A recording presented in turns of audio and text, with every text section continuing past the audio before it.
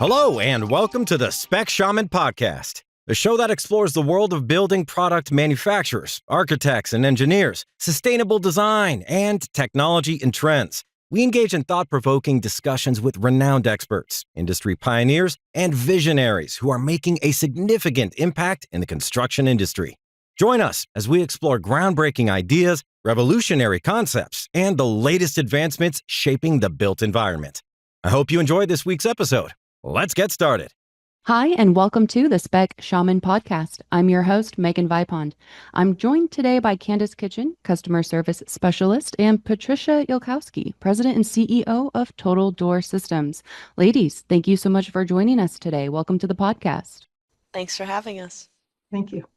You were introduced to us by SBC Alliance as part of their podcast series, and today we're really excited to get into the topic of integrated door systems.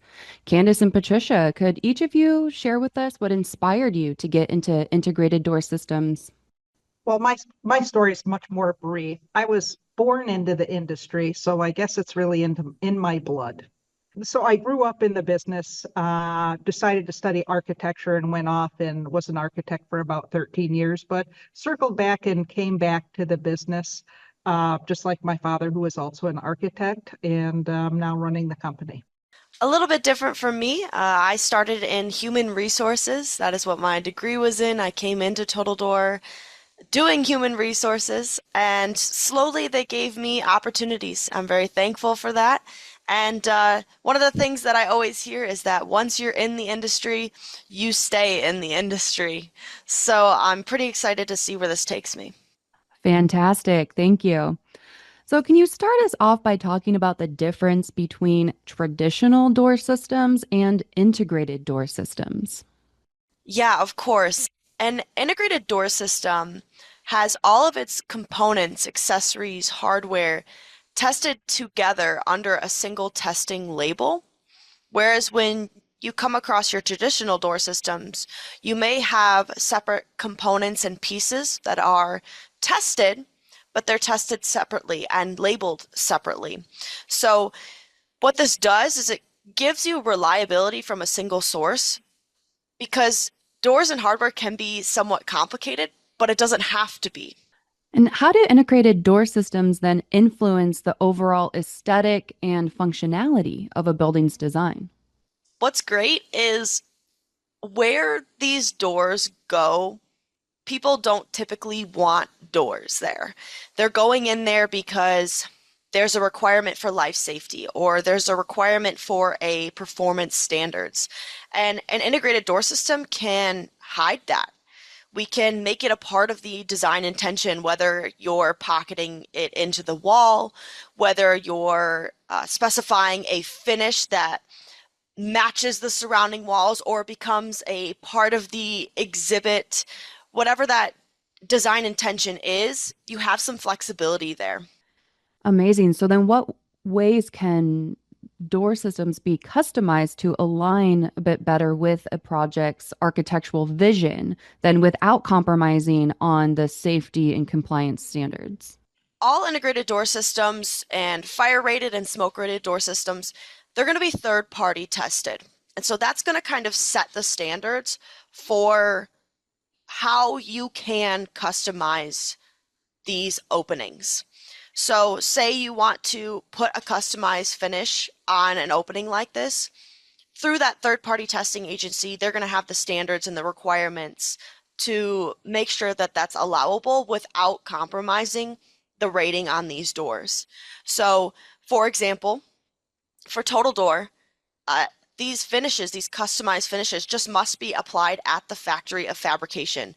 We have certain standards that are set in our factory that we make sure that we comply with, that comply with those standards that come from the third-party testing agency. So that way we can still bring about these customized options, but make sure that we're still complying with code, that we're meeting those standards, and that when they get out into the field, they're going to meet the life safety standards, they're going to meet those performance standards, and we can be confident about it. And so we have some control doing it that way. And that's, I think, why a lot of those third-party testing agencies will set the standard in that way as well. Yeah, absolutely. So complying with safety is one consideration. What about any durability or design cohesion when selecting door finishes and materials?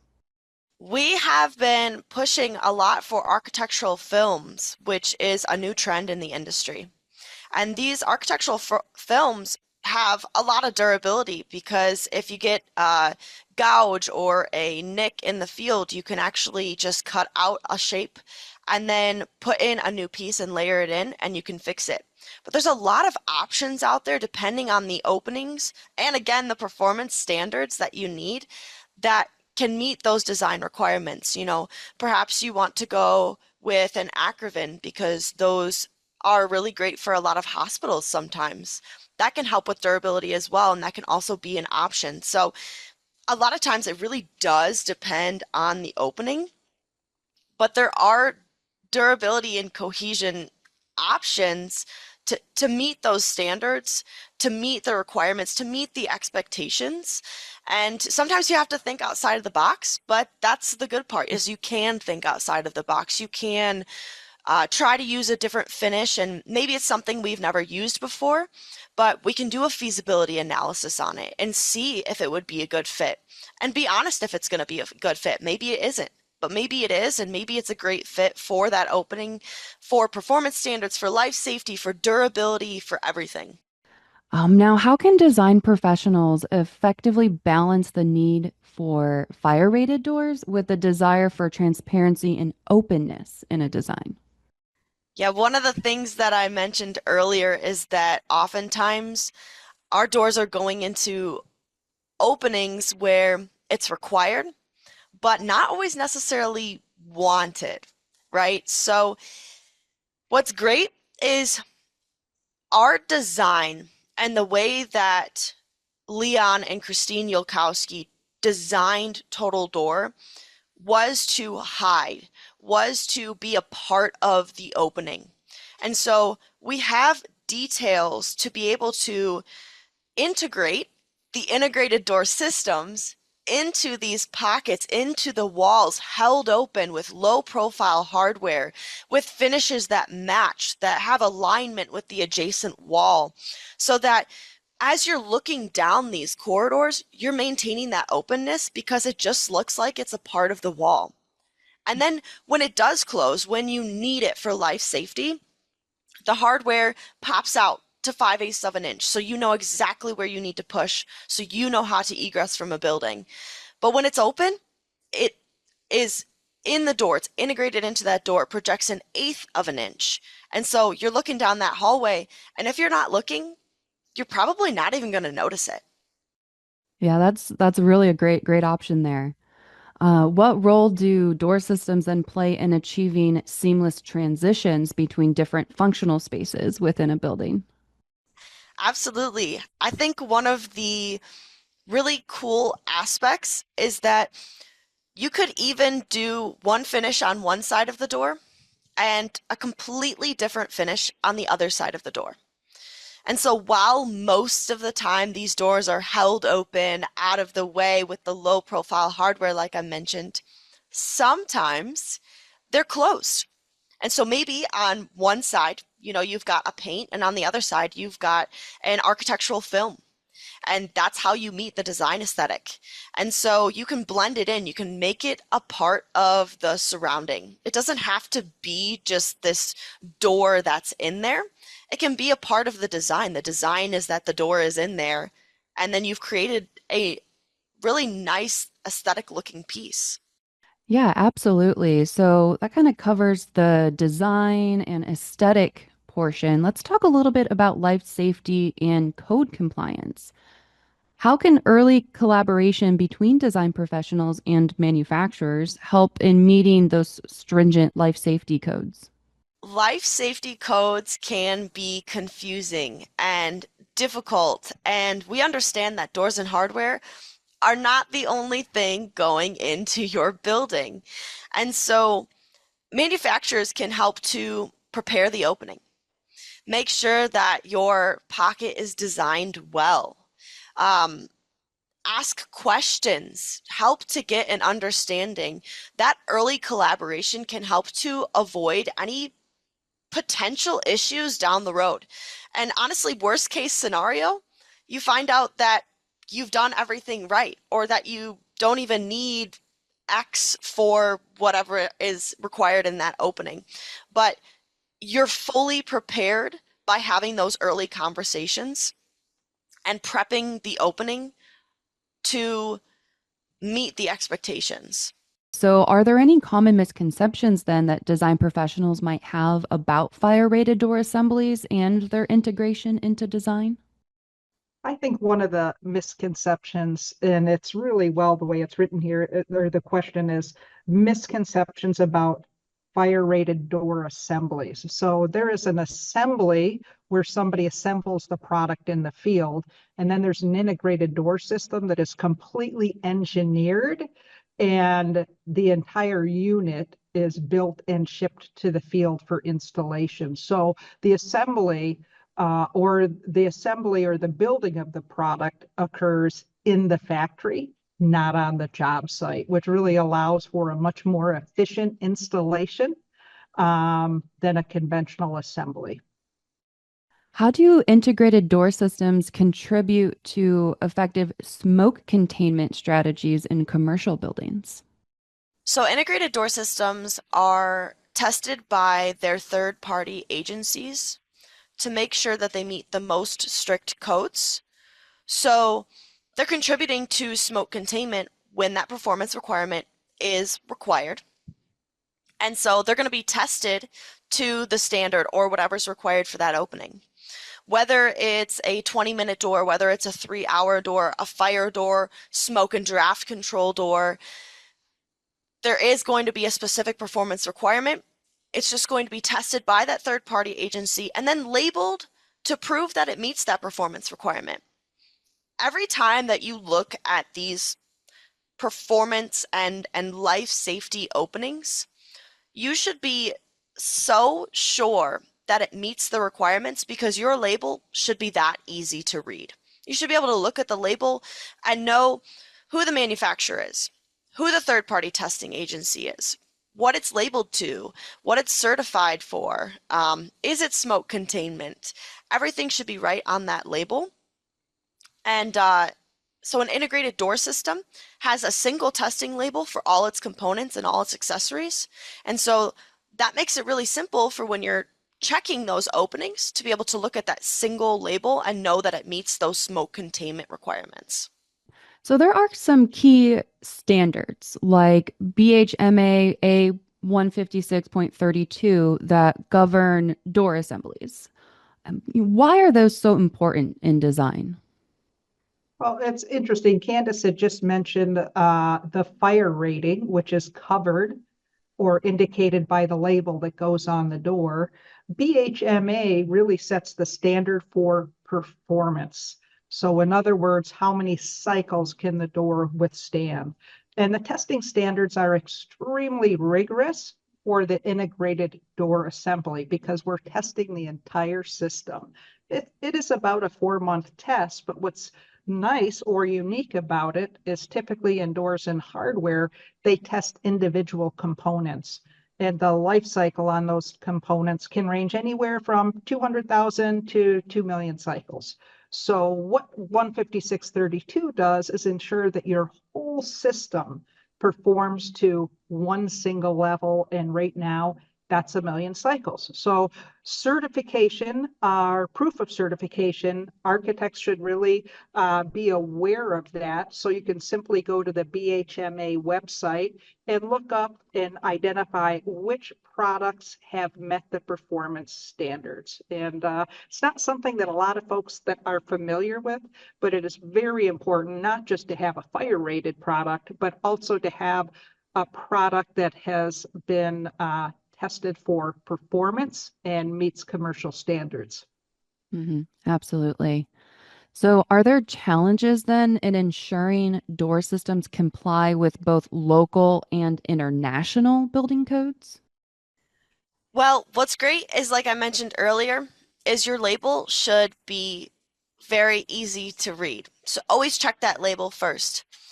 But total door integrated door systems are designed to meet the most strict and the most stringent codes. And by doing it that way, it should meet both the local and the international building codes, especially because, we're aware that different states may be using different code books, and then even locally then using a different code book or a different rendition or a different year. But by designing these door systems to meet the most strict codes, always, we can ensure that we're meeting it and be confident when they're going into these openings that they're going to do their job in protecting people and protecting the buildings, containment. How can design professionals stay up to date on evolving life safety regulations that impact their door system specifications? It can be so difficult sometimes to keep up with the ever evolving codes and changes as far as specifications go and as far as keeping your masters up to date. So relying on resources and people and experts can be a really great way to do that. Whether your resource is an online database that you have used as a trusted source, whether you have a trusted expert in the industry that you go to, rely on those people, those manufacturers, those trusted people to help you to keep those up to date, because there is so much that goes into every single category for these buildings. So staying updated comes from getting your CEUs and from those resources that are ever changing and ever coming out. Yeah, absolutely. So speaking of that collaboration then, what are some of the benefits of involving door system manufacturers early on in the design process? As I mentioned previously, worst case scenario, you get the manufacturer, you get that trusted expert involved early. You find out that you were prepared, and then you just might not need it, but you were prepared. But what this will allow you to do is potentially avoid any redesign later down the road. That's going to be an added cost for you. Avoid potentially limiting your hardware options that could go on these openings, because say you don't design a pocket, maybe then you don't have room for a pocketed closer, and then you are limited to what closers are available to you. So by making sure that you're getting someone involved early in that design process, you know that you're going to have an opening that's going to meet your expectations, and it's going to meet those expectations early on. You're going to be prepared for that in both design and for your costs. Yeah, absolutely. So can miscommunication between design and manufacturing teams lead to costly field modifications? Absolutely, it could lead to costly field modifications. And it could be something really small, like you need to change out the closers because there's not space for them. Or it could be something larger, making sure that you're taking the opening measurements correctly, making sure that you're putting the correct pockets in, making sure that you have backing for some of the hardware that might be going onto these openings. So absolutely, a miscommunication could come across there, and that's why getting involved early can be really, really helpful. So what strategies then can design professionals employ to ensure accurate specifications for their door systems in their projects? I think this comes back to people. Rely on those people. Of course, people are going to have their own masters, and that's completely understandable. So ask your trusted expert to take a look at it. Don't feel like you're doing this alone. It's really hard to keep those masters up to date. Everything is constantly changing. So we should all be working together in the industry to make sure that we're keeping everything up to date so that we do meet all of the code requirements and the standards, the design intent, and everything. And we're not doing it alone. We can rely on each other to meet those standards. And how does integrated door system design streamline the installation process on site? What's so great about an integrated door system is that much of it comes pre-installed. So with your standard doors and hardware, you may find that you're putting it together on site. Pieces and components are coming separately, and you're trying to then put it all together. But with an integrated door system, it's going to really streamline that process because much of it will already be on the opening. You'll just need to hang that door into the opening and then potentially make some adjustments. But that's really going to help cut down on the installation time. But not only time, but I think a really important part is because these are life safety and performance openings, it needs to meet the standards, the clearances, and the tolerances. And by having a lot of that already pre-installed, ready to go up into the opening, it can help to ensure that when you check that final install, it does meet those clearances, it does meet those tolerances, it is going to perform like it needs to. In what ways then can design professionals and manufacturers co-develop solutions for maybe unique project challenges? I would say get on a call, get creative. One of the things is that I know that in my generation, a lot of us would prefer an email, but sometimes just getting on that call, describing what you have already designed, because maybe we didn't collaborate really, really early in the project. What do you have designed? What do you want?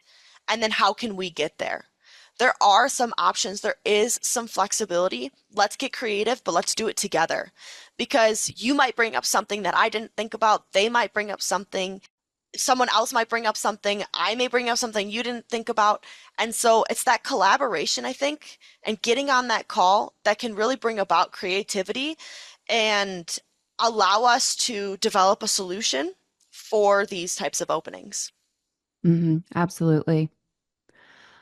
So when it comes to sustainability, how do integrated door systems contribute to a building's overall sustainability goals? Well, I think we've been very conscientious, and we're now on probably our third UL EPD reiteration, and we have our HPD as well. We look at this as an opportunity to really benchmark where we are, and it's not just having the environmental product declaration from UL. It's using it as a baseline to make sure that every time you renew that, manufacturing wise, you are having less impact on the environment. So our goal is every time we renew to decrease the impact that we're having on natural resources. So it's been great effort to keep this up. And again, it's not just a single product we have this for, but our entire door system. So Total Door does contribute to the sustainability by having a UL EPD, and we also do have a relatively low impact on the environment, and you can count on that improving every year. Are there resources available for architects to deepen their understanding of integrated door systems? There are so many resources out there in the industry, and going to conferences and taking CEU credits and all of that can help to keep everybody up to date. And these resources vary, which I think is really excellent. Maybe it's a resource where you can go on there and you can identify a trusted expert and then you can give them a call. Or maybe it's a resource where it's just something that you can do self-paced online. Again, just another good resource. Perhaps it's something where you take a course live.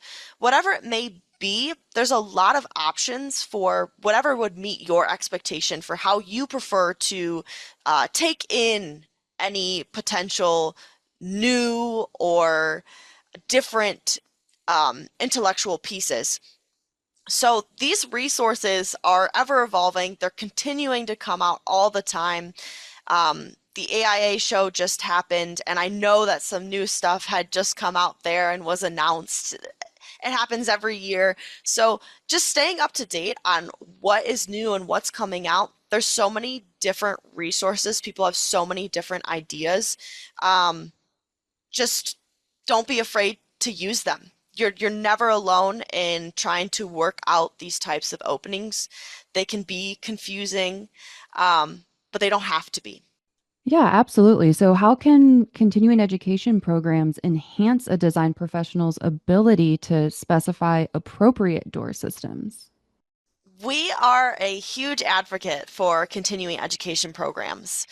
They are an excellent way to get to know about the different codes and options in your industry. And there are so many options out there for what you can take. It can almost be quite overwhelming, but continuing to take those education programs can allow you to not only potentially learn something new, maybe you get a really good reminder about something that you already knew, and then you also meet that trusted expert, whoever's teaching that course. So you're getting kind of the entire timeline of what potentially you might need because you're going to learn something, you're going to get a really nice refresher, or you're going to gain a new trusted guide for something potentially in the future. So, are there certain key topics that should be included in training sessions about door system integration? Absolutely. There are key topics that you would want to include in the training of an integrated door system. But sometimes I think these key topics are going to apply across the board and across different industries. And one of those things is project management. There is turnover and retention and everything that's going on. And so if we're managing the project right from the start and making sure that we are getting those finite details that are oftentimes overlooked, and we're starting off and we have a good understanding of what's needed immediately, that can really help to make sure that it is a set opening that's going to meet the requirements, going to meet your expectations. And then two, you might look at how can you as a design professional know when something meets the expectations, when it meets the standards, when it meets the performance, when it meets life safety. And part of that is just understanding the label and understanding what you should be looking for. Knowing that if a specialty finish other than paint is going on a rated door in the field, you're probably voiding the label. Sometimes it's those little details and components, but knowing it beforehand can help you to maintain the project as it goes through and really put your foot down. So those are some kind of key things that can be included in training, but knowing a few things beforehand can really help when you're going through the project. Yeah, absolutely. So, continuing education, training, all good resources. What role do professional organizations play in distributing knowledge about door system innovations? I think BHMA as an organization has really made a great effort to come up with a continuing education class for architects so they can understand the importance of performance requirements. And that really top of mind is really the number one organization that I can think of. You're also going to have organizations like DHI, Door Hardware Institute, and that can be a great place for you to get some continuing education as well, and classes to understand a lot of these difficult topics. Fantastic. Let's switch gears just a little bit from maybe a little bit more technical side to some trends and evolution. How is the integration of smart technology influencing the design and functionality of door systems? The smart technology, I think, is having a big effect on R&D and development of product with a lot of software that now provides finite analysis. And in combination with 3D printing, it's allowed ridiculously fast prototyping to occur. So I think you're going to see a lot of evolution and improvement in product. So this goes into the development of the product, but then also how will it affect the performance of the product? I think it's not too far into the future that you are going to see integrated door systems being able to identify status of a door, whether it needs repairs or environmental conditions surrounding that door. So I think there's a lot of opportunity. I think we've just sort of scratched the surface of how smart technology will be able to impact the performance of the doors. And what trends are emerging in the customization of door systems to meet the diverse client needs? One of the things I mentioned earlier was the architectural films. That has actually been a huge trend. And what's nice is they have thousands of options. There's different companies that you could potentially go with. And then they also oftentimes offer customized options within that. And it's really great because these films are scrubbable, washable. They're consistent across your basis. So you're going to find that, this door is going to look like the next door, right? So this trend, I think, is really great because it's a more sustainable option. And sustainability has been huge for a lot of buildings. So instead of using a true wood veneer, for example, using these architectural films can be a more sustainable option for these types of openings. So I think the films has been a really cool trend, and I think it's going to continue to tick upwards as people see all of the options that you could potentially go with, whether it's a wood-like, stone-like, paint-like, whatever it may be. How might changes in building codes shape the future development of integrated door systems? We were actually just talking about this, and we were saying that we think it already has. The building codes shape a lot about what we do. And one of the things that came up after doing a CEU was that there used to be a requirement in a lot of these elevator shaft openings for venting. But the building codes have kind of shifted now, and they're focusing heavily on the containment, the smoke and fire containment.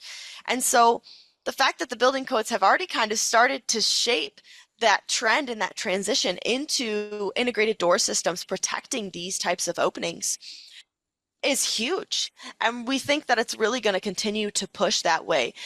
The big word that I think drives a lot of these codes for an integrated door system is compartmentalization.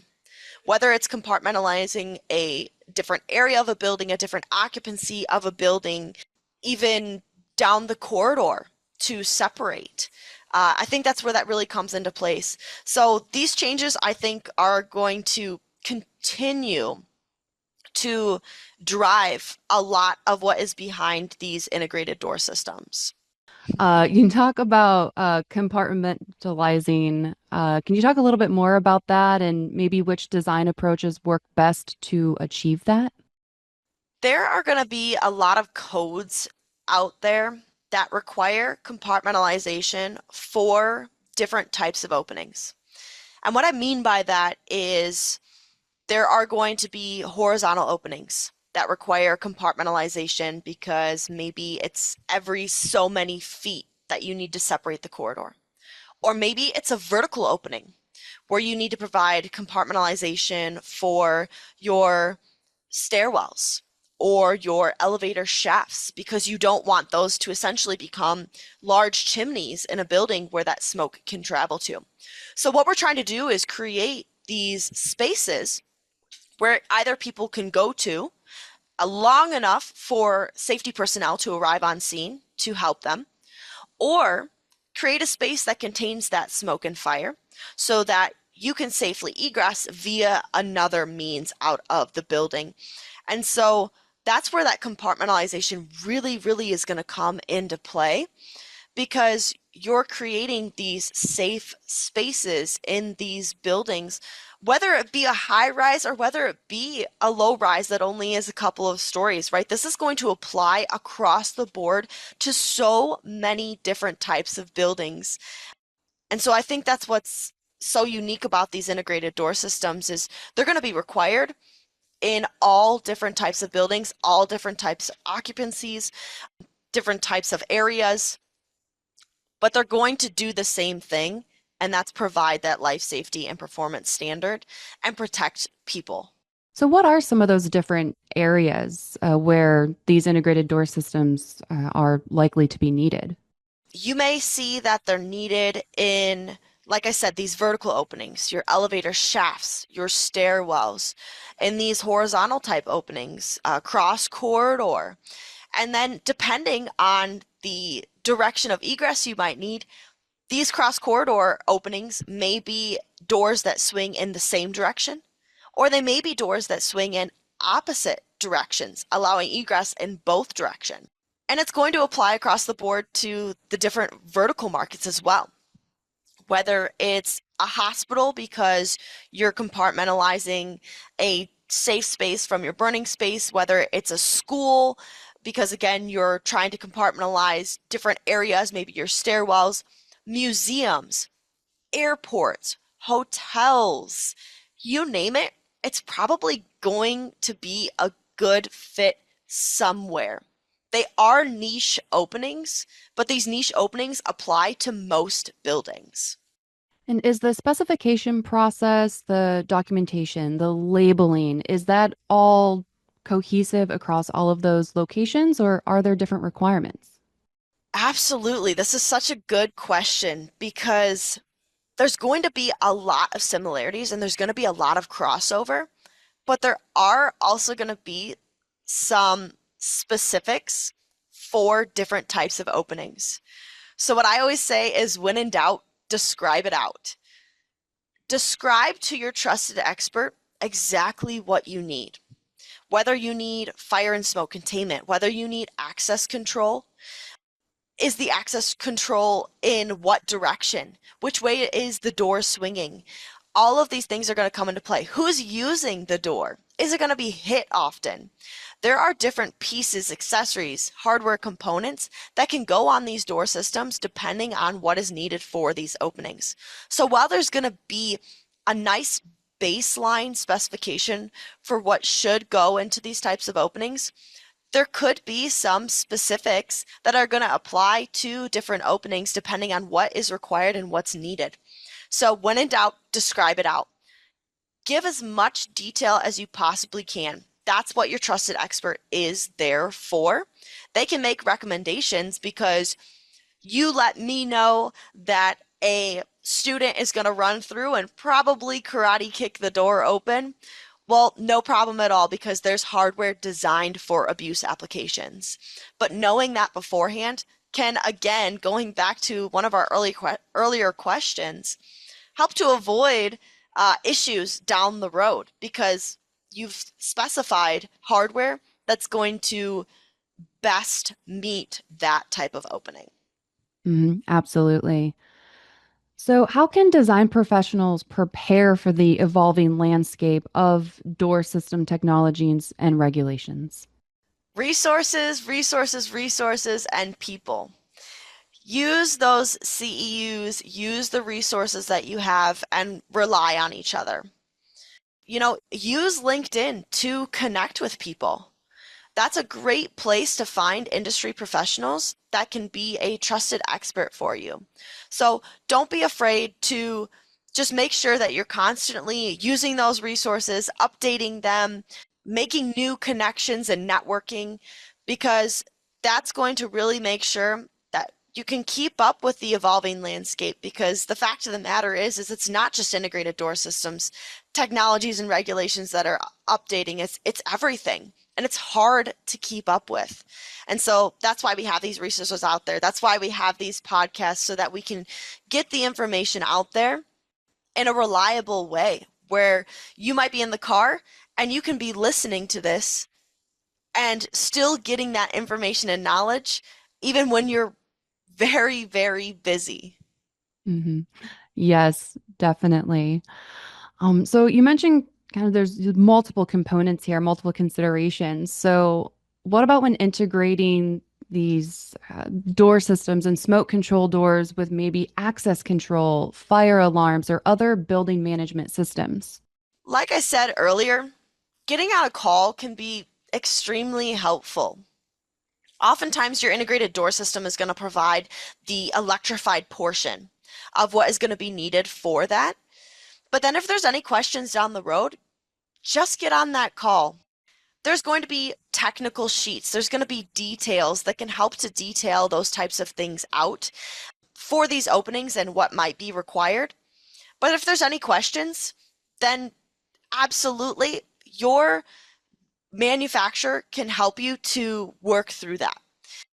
Everything that we have on our website is a canned spec. So if they don't see it there, that's a real, or if they don't see a prepared spec, that should be an indication that they need to call the manufacturer for the details and not try to create it themselves. So if it's not out there and ready available, that's a sign that they shouldn't create it. They should really, go to an expert for some consultation. So with these integrated door systems, do you see it mostly in new builds or can it be used in a retrofit situation? Both, a passionate both. New construction is a really great place, of course, because you can design these openings, meet your aesthetic design intent, and pocket them, whatever it may be. But I think retrofit is oftentimes overlooked, and it's a passionate subject of mine because I work a lot with codes. And there's a lot of buildings out there that were built before the codes came out. Or maybe the code was overlooked, or whatever the scenario might be. But these integrated door systems can be an excellent way to provide protection in these retrofit buildings that are being updated and upgraded. And so integrated door systems can go into these existing openings and provide that protection where it's required or needed. So new construction, retrofit, those are all really, really great applications for an integrated door system to provide that protection. And we can start to make sure that these buildings, whether new or existing, are safe for all people at all times. Could you share some examples where integrated door systems might have helped solve specific building or design challenges? The way that integrated door systems work is that there are different ways to fit these openings. So one of the unique openings is a pair of doors that are double egress acting. One leaf, though, swings 90 degrees and the other swings 180 degrees. That's an opening that you could potentially see in a hospital. And it's unique in that a lot of door systems aren't going to allow for the different degrees of swing on each leaf, but an integrated door system can achieve that, and that allows you to still be able to build these openings. Maybe you're protecting around a corner of a building, and that's going to still look really, really nice in those types of openings. We did have one application in a high rise where the architect had a very, very specific base on the door that they wanted, and it was for compartmentalization through the entire height of the building. And they wanted to put a very, very special, sort of like a tile porcelain. They had a very special porcelain that they wanted to put on the doors. And they had actually asked us to fire test for them. And they paid for the test and we did, and they were allowed to be able to put that finish on the door to meet their aesthetic requirements. Patricia, can you speak to the importance of independent specifications in the industry? It's really kind of fascinating. The industry over the years has become so consolidated, which means that there are really pretty few independent manufacturers. So throughout this consolidation, we have some pretty large players in the market that often offer to write specifications for the architects. So they will provide specifications, and of course, all of their own product will be specified. These products may be actually different businesses, but they're under the same ownership. When writing the specifications, it's critical to have an independent spec writer that is a professional that is going to give you the best solution for what you need. If we go with the manufacturers and allow them to write the specifications for all the openings, we often find that there aren't always 3 products from different owners represented, and it can really impede competitive bidding. So what they found in the past is when you do allow a large organization to write those specs, it can drive up the costs of that project 30 to 40%. And while it might seem for the architects who are just absolutely overworked, it might seem like a good solution. At the end of the day, it's not the best solution for the end user because it ends up costing them more money. And there's sort of a fiduciary responsibility to the client. So I would say the best bet for spec writing is go with an independent spec writer that doesn't have an affiliation with the manufacturer, number one. And number two, never go with a proprietary spec.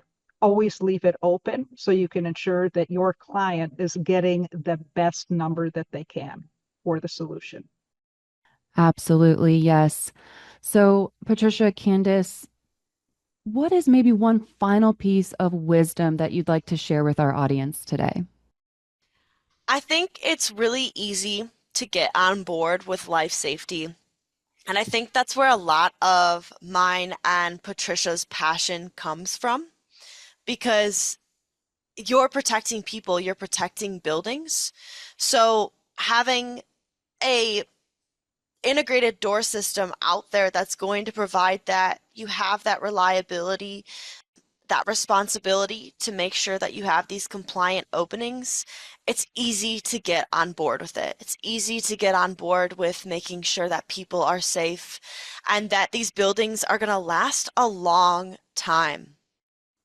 A piece of wisdom too from us is just that it's not just a fire door, it's not just a smoke door. These doors are protecting people, they're providing life safety. So understating what they're doing happens often, but we just want to get across the point that they're more than that. They are life safety. Yes, absolutely. Safety of people, the building, definitely a priority. Well, thank you so much for sharing your knowledge and insights with us today. It was a pleasure having you both on the Spec Shaman podcast. Thank you very much. Appreciate it. Thank you for listening to the Spec Shaman podcast. If you enjoyed today's episode, please subscribe to our show and leave us a review. A huge thank you to our guests who made this show possible. Building product manufacturers who want to increase their specification opportunities, please visit specshaman.com or ronblank.com. Thanks all for this episode, folks. See you next time.